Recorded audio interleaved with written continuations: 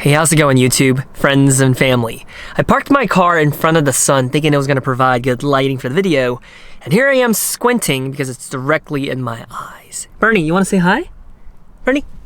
Hi! He's like, hi everyone! Anyways, the question that I want to ask is, are you ready for this video?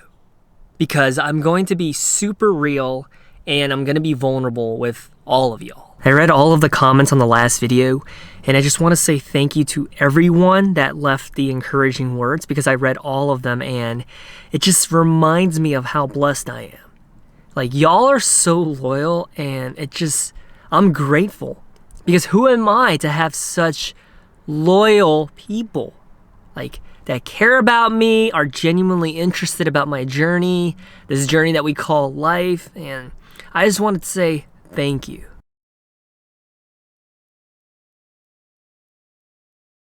I wrote this not too long ago when I was feeling down and kind of like WTF at what am I doing in life? And I'm giggling right now because it's kind of funny to look at how in life we go through highs and lows. And when you're feeling down, it's good to be able to reflect on better days ahead, because when you're happy, you'll also know that there might be some dark days ahead. So it's good to understand that there's a balance in life, and eventually there's an equilibrium where when you're in your lowest moment, don't lose hope because there are highs ahead. And when you're at a high in life and everything's good, stay humble because remember that dark place and the moments where you were sad before. So remember, I wrote this down in my journal when I wasn't feeling so hot in life. So here it goes. I've been so busy with life, classes, YouTube, fitness, interviewing for jobs that I kind of haven't had a chance to sit down to be alone with my thoughts and assess how I'm really doing. You know, going 100 miles an hour in life, here's this chance for me to finally pump the brakes and think a bit. And as I reflect on my life, I'm understanding that I might be having a quarter life crisis. Well, I'm closer to 30 than I am 25. So what caused this quarter life crisis? You know, for the past few years, I've been in pursuit of a stable career and for me to attain a house that I can call home because it's the comfortable thing to do. Yet, there's another part of me that wants to uproot and travel all over the world again. Of course, in a post-COVID-19 world, where I can be visiting cities to try new foods, to meet new people, to vlog my adventures and the experiences of everything in all corners of the earth. I've never been a stranger to the unordinary lifestyle. Yet here I am in a song and dance with the stereotypical American dream of stability and familiarity. Is it what I really want? I'm not so sure. My head says yes. My heart wants to be free again. In a similar train of thought, arriving at a different station now, thinking about my past and the mistakes I made, I reflect and think about why certain things happened the way it did. Also, as to why it was my fault. This is a humbling experience, taking ownership of the mistakes and failures that occurred in the past. Maybe all of this happened as karma for my past sins. The fact that I can never be satisfied and I'm always reaching for something better, a change of scenery, the grass is greener on the other side, a fresh breath of air. So in the spirit of full transparency, I'm doing great on the outside. But what about the inside? In the inside, man, I'm feeling lonely. I lost most of my core group of friends as we've grown up. We've gone our separate ways, marriage, kids, family obligations, career aspirations. I get it. But I just can't help but think I miss the camaraderie that I used to share with so many different individuals. I lost most of my friends, and perhaps I should have done a better job of keeping in touch. But the older I get, the more I realize that I'm understanding that as humans, regardless of age, 5 years old, 85 years old, we all need companionship. We need friends and relationships. People to look out for us and us for them. This is a realization I've had since 2019. Sure, there are colleagues or peers in my circle, but I miss having that real, genuine, can tell you everything type of friendships. That's why one of my goals going forward in 2021 is to make an active effort of establishing and maintaining friendships. Given the pandemic environment, it's been so much harder to do. And that's why I'm thinking about reinstating live streams again and connecting with all of you. Do you remember when I used to do live streams very frequently? I can't possibly be the only one who feels more isolated and lonely during this pandemic. Maybe in these live streams, it can be an opportunity where we can all just gather and give each other company, talk about life and laugh and just have a lighthearted moment where you're connected with another human.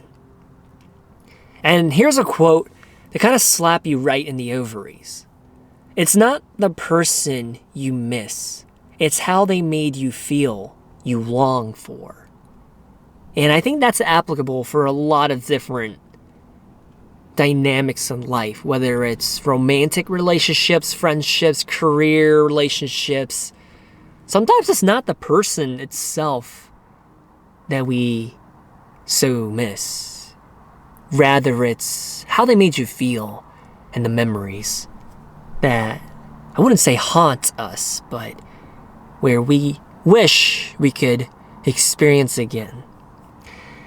So you might be wondering, am I sad? Am I depressed? No, because to put it into perspective, I know what's happening right now in my life.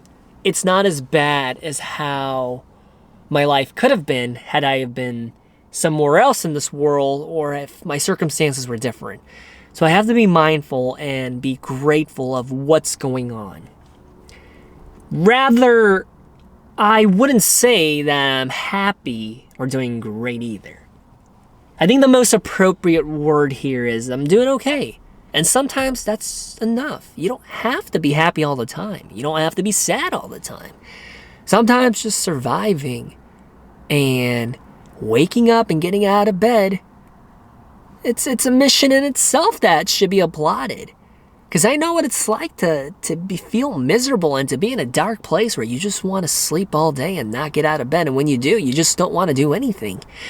But the fact that I can get out of bed and accomplish and be productive, it shows me that I'm in an okay place. I'm not that sad and I'm not that happy. Despite all of this and the struggles of what to do and what kind of future I want to pursue, one thing that I'm choosing to do is to remain calm and steady. Yeah, I'm almost 30, but I'm still young. And I don't have all the answers. And I think when I was younger, I used to pretend like I did. However, the older I get, the more I realize, the more I don't know. And that I'm a student of life. I'm learning as I go. Yet there's a part of me that is thankful to have experienced what I have so far in life. I honestly have had a very interesting life, and it just makes me more excited to think about what's going to happen in the future. And there's hope in me that there's going to be more chapters in my book of life that's going to be filled with adventures. And I know another adventure is coming up in like 3 to 4 months when I move after I graduate to my next journey or adventure. Fortunately, with my background of pastoral counseling and helping others through similar situations, it influenced the way that I make decisions. I only like to make decisions when emotion isn't involved. Because when you make decisions when you're emotional, it might not be the best thing to do. It can cloud your judgment. Sometimes when you're sad, angry, or happy, that's not the time where you want to make a life-altering decision. So it's good to reflect on it, sleep on it, think about it, and reflect upon it. So this mindset allowed me to take calculated risks and to stay on this course so far. And yeah, I'm not doing great, but I'm not doing terrible either. Does this sound ridiculous, or can someone out there relate to this? And I'm giggling because I'm like, man, I was in a pretty rough patch not too long ago. So to sum it up, my goals for 2021. I want genuine friendships again because I miss it. And I also want us, collectively, we, to build up this YouTube presence again. Now let's shift and change gears. 12 seconds later. Alright, so I'm hoping this angle is a little better. I decided to move the car from direct sunlight and I parked in the shade. And let's move on to a less heavy topic. What are some other things that I did this week, or things that I want to share with you? So here, I'm going to just refer to my notes so I don't get off track too hard. Because one thing that I noticed is if I don't refer to some notes, like jotted down bullet points, sometimes I could just go all over the place. And I just feel like with this kind of content, it's better to be organized. Is this relatable, or is anyone else out there that's kind of like me, where when you just talk with someone, you're just like all over the point, and then eventually it just ties back to aliens? I don't know, maybe I'm just weird here. And real quick, if you're wondering why I always project my voice like this when I film a YouTube video, it's because when I started YouTube, back in 2005, 2006, as a young middle schooler, I had the worst camera imaginable. Actually, all the equipment back then was pretty bad. And it filmed at potato quality. I think it was like 240, 360p.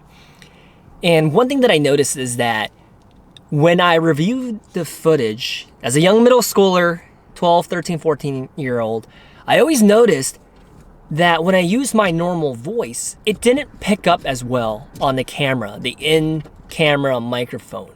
It just wasn't good. And so one way to overcome this was I had to project my voice so that the camera could pick up everything. But this isn't the way that I usually talk in real life. Like, to dial it down, this is the voice that I usually use in conversations, when I talk to people, in almost every setting. However, that projecting voice experience, it really worked out in the military because it really helped with command presence, and when things are happening all around, it's really loud, you can make sure that everyone could hear you. But if I dial it back and I talk like this, do you think that's going to be a problem? Like, is my voice going to be okay? Like, I'm sure when I'm editing this, I'll listen to it and be like, you know what? It's not that bad. But let's move right along. So this week, I actually was really blessed because I had some time to be able to digest and consume a lot of media. So the first thing is I watched a documentary called Minimalism, a documentary about the important things. And the caveat is that I watch this at least once a year to reaffirm and to remind myself of what's truly important in this world. I think for some of us, we attribute happiness to our title. Like, are we a doctor? Are we a lawyer? Do we have a PE license attached to our engineering degree? Or maybe it's our profession, the amount of money that we make, or the fame that we can attain.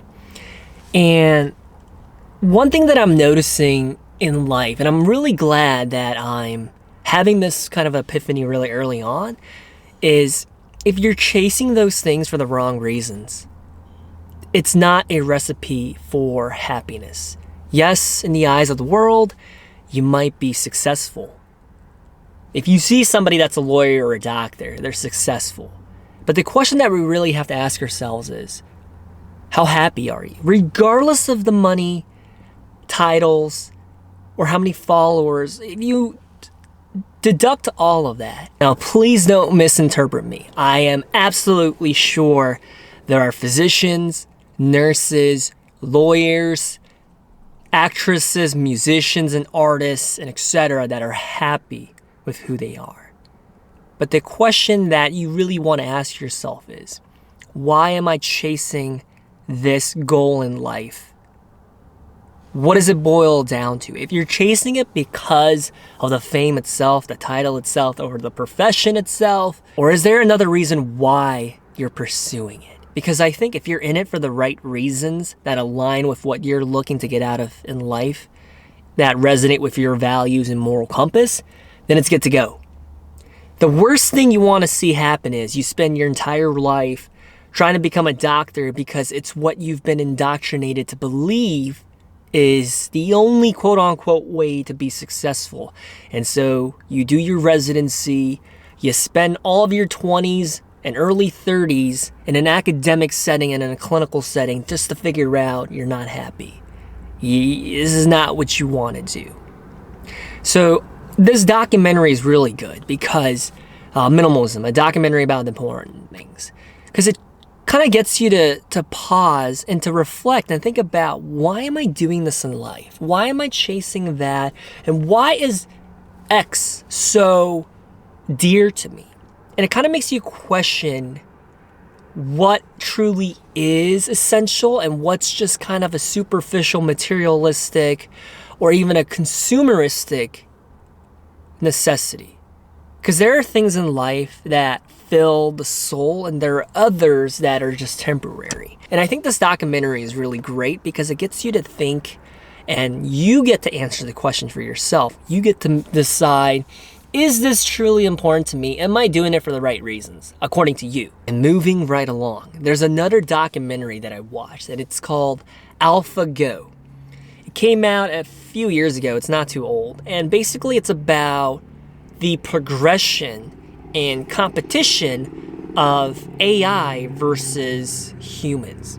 And it's a very interesting documentary because it captures the adventure and journey of having artificial intelligence to go against the best padok player in the world.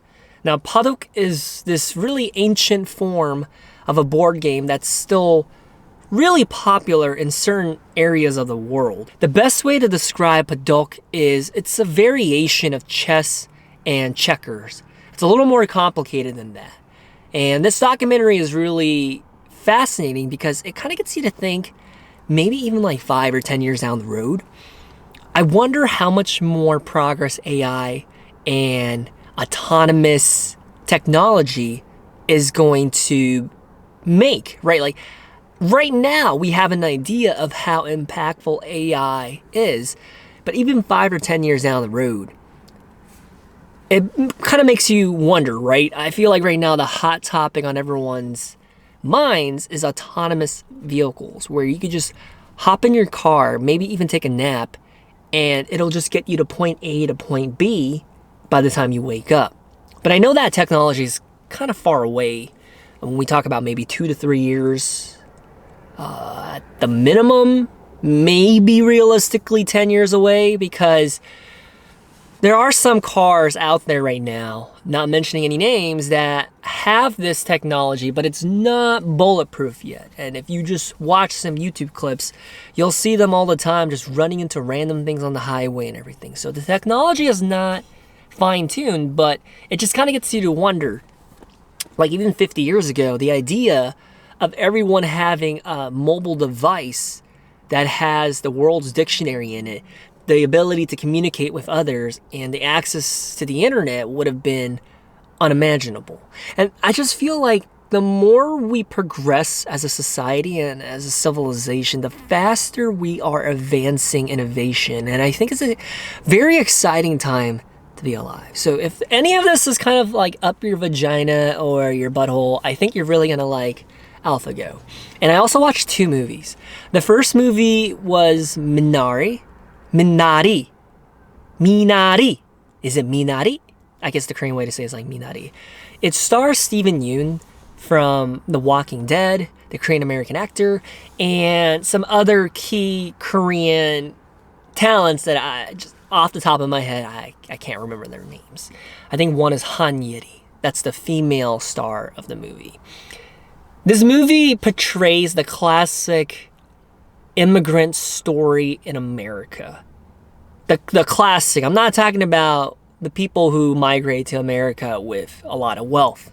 I'm talking about the 95% of the immigrant story where you come over here for a better opportunity for your family and for your loved ones, and you go through the struggle, and you're basically doing jobs that other people don't necessarily want to do. And this movie really resonates with me because I'm a second generation minority in the US, and grown up in an immigrant family, there were a lot of difficulties that we had to overcome. And that kind of touches back to what we were talking about with minimalism. I've been practicing minimalism my entire life. And it's not because it's a philosophical ideology that resonated with me when I was in kindergarten or in high school, but it was out of necessity. We weren't well off, and so I didn't have much growing up. But now as an adult, it shaped me in a really good way because now I understand the philosophy of minimalism and why it's so healthy and how it helps to declutter your life. It's kind of like your typical Korean film in the sense that it's not predictable. And that's the best part. With most Hollywood films, you could generally make an educated guess as to what's going to happen, especially in the end. But with Korean films, like, you never know what's going to happen. Like, you think you know what's going to happen, and then you're like, oh, didn't expect that. So it's one of those kind of movies, and it's really good. So if you're into Korean movies because you watched Parasite after all that hype and buzz, and if you haven't, check it out. I think that movie is good as well. It's not the best, but I think it's awesome that it happened at the time that it did because it gained the traction that allowed the door to open for more people to understand and see the realm of Korean movies. Because I think about like K-pop and Gangnam Style. Like, to me, subjectively, it's not the best. However, it's what gained traction and buzz and hype and allowed the door to be open to K-pop for a lot of people around the world. So when I think about Korean movies, there's so many other ones that I think are from the start to finish perfection, but they were just published at the wrong time. Whereas Parasite, just everything aligned in their favor. The stars were just connected and they got the blessings. It's a good film, but for me, it's not even in the top 10 Korean movies. However, with all that said, you might watch Parasite and think it's the best. I'm a huge movie nerd, and so that's just kind of where I'm going with that. The next movie that I watched is called Lincoln Lawyer. Now, this is a film that I've been watching maybe like 15 minutes a day for the past week while I ate my lunch. And I stumbled upon this from YouTube's free movie channel. Like, I'm going to link it down below. If you don't know about it, YouTube actually offers free length movies on their official page. And usually it's really bad. But lately they've been allowing some really good movie series to be free. So take advantage of it. Check it out. It stars Matthew McConaughey. And honestly, like, one thing that I'm noticing the older that I get is there a film that... Oops, I'm shaking the camera. Is there a film that Matthew McConaughey starred in that's not good? Because I feel like every single movie I've watched that has Matthew McConaughey in it is really good. It's not because I'm into romantic comedies or anything. I just feel like, oh my gosh, I didn't know Bernie was that quote-unquote heavy to shake the car like that from jumping.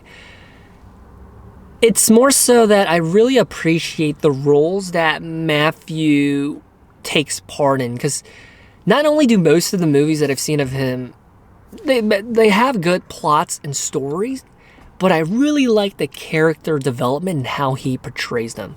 Yes, he's a good-looking guy, but I also like his talents. Lincoln Lawyer is, I think, one of those movies that makes you think, if you know what I mean. And it's also a movie with plot twists. So if you're into that, check it out. Where else? What else do we do? I'm referring to my notes. Oh yeah, I took my COVID-19 test last week. I got my results. Drumroll, please. I am negative once again. So that's like my 100th COVID-19 tests, and I tested negative for every single one of them. And I guess the question that I want to propose to you is, how much longer do you think this is gonna last? Because I've been watching some narratives that say that this type of world that we live in is going to become the new normal. Like masks and being socially distant is just something that is going to be a new way of life going forward for the next like 15, 20, 30, 40 years as the virus itself keeps mutating and new strands come out. It's kind of scary to think about. However, I am a true believer, sorry for shaking the camera, I'm a true believer of genomics and DNA editing, and I just feel like with the CRISPR technology that's going on, it's the ability to just change up genes and DNA, I feel like we're gonna find a way to overcome most diseases, infections, and viruses. That's my take. One day, most suffering that's caused by biological sources will be non-existent. I have an optimistic and a very bright view of the future where innovation is going to allow all this to happen. And then, of course, there's going to be pessimism, right? There's people that think like there's too much money to be made in the industries to help people with diseases and viruses, infections, where they're not going to want the cure to come out. I can see both sides to the story, but I think that with the progression of innovation and technological advances, especially with genomic and DNA sequence editing, I think it's going to be really cool. Yes, it can be used for evil ways, but I think it's going to do a lot more good than harm. Watch, someone's going to take this clip 20 years from now and play it on the news and be like, look at this idiot. Because who knows, maybe in the future it'll be used for terrible reasons.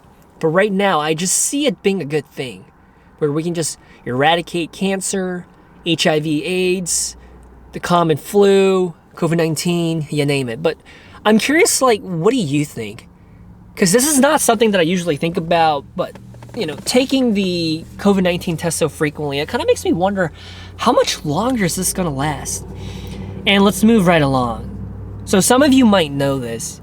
I'm a student right now, currently in this stage of my life, and I'm graduating this May, which is really cool because I've been a student now for almost 3 years, and I'm kind of excited for this next chapter because with the page turning to the next saga of whatever's going to happen with me, most likely I'm going to have to relocate.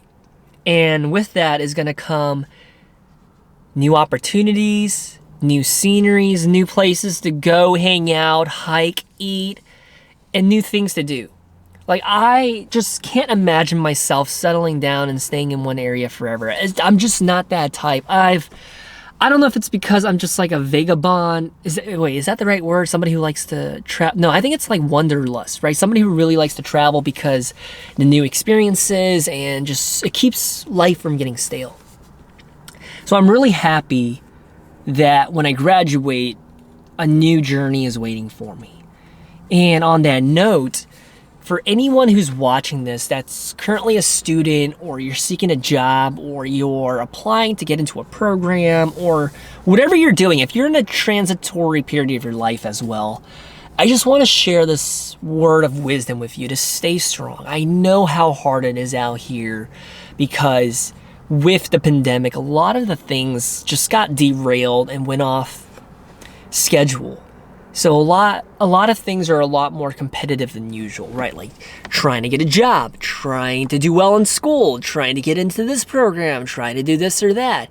Even the most common tasks 2 to 3 years ago would just be a mild struggle. Now it's like torture, right? Like mental fatigue is real, and just stay strong. Just know that you're not alone, that there's other people that's feeling the way that you feel, and we need to just come together and give each other hope to stay strong and give encouragement, because the last thing we need in this world is more trolls and more people feeding negativity and hate. Because who needs that when we're already struggling as it is? Yeah, stay strong, stay the course. If it seems dark, it's because you need to keep walking, and when you do, you'll start to see the light at the end of the tunnel. If it's completely dark, it's okay to give yourself a little break, take some rest, but then get back up and get right on it again. Whatever it is that you're embarking upon, whatever your endeavor is, whether it's raising a child, whether you're in a conflicted relationship, applying to a job, school program, just stay strong. Everyone's going through some hurt right now, and when we look back at this in 10 to 20 to 30 years, when all of this is going to be in history textbooks, and people ask like, man, you went through that? Wow, we can tell them like, yo, it was not a joke, but we went through the course and we overcame it, and here are the lessons that I learned that I think will be valuable for you. For you to understand how strong you truly are. Because imagine everything that you're going through and you haven't given up yet. Like that says a lot about your character, and I'm proud of you. If no one's told you that today, I'm proud of you. You're pushing yourself out of your comfort zone, and even when you feel like giving up on everything and on life, you choose not to and to keep going. One foot in front of the other. I'm proud of you. That's like amazing. And I want to end this video on a kind of like a food note.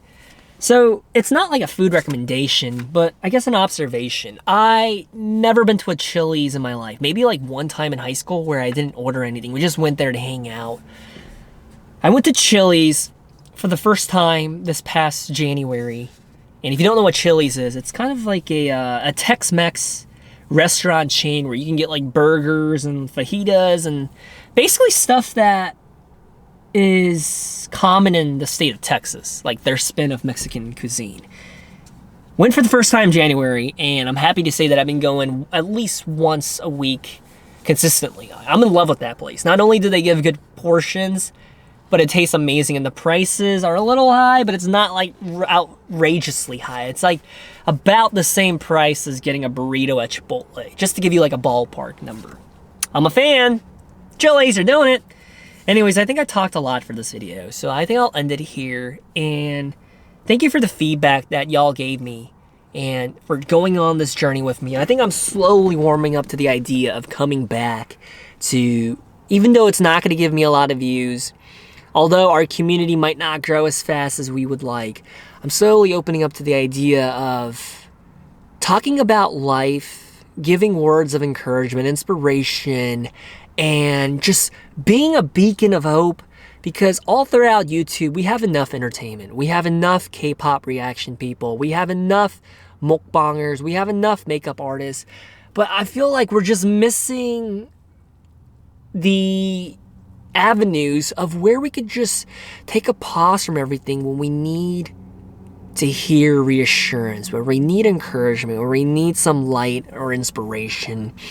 And I'm not going to do it in terms of just like a point and shoot. I think I'm going to continue to do it like a vlog style. I would love feedback. I'm open-minded. Thanks for staying with me on this journey. I'm slowly coming back to YouTube, and I'm enjoying it again. Anyways, hope you have a good one, and I will talk to you very soon.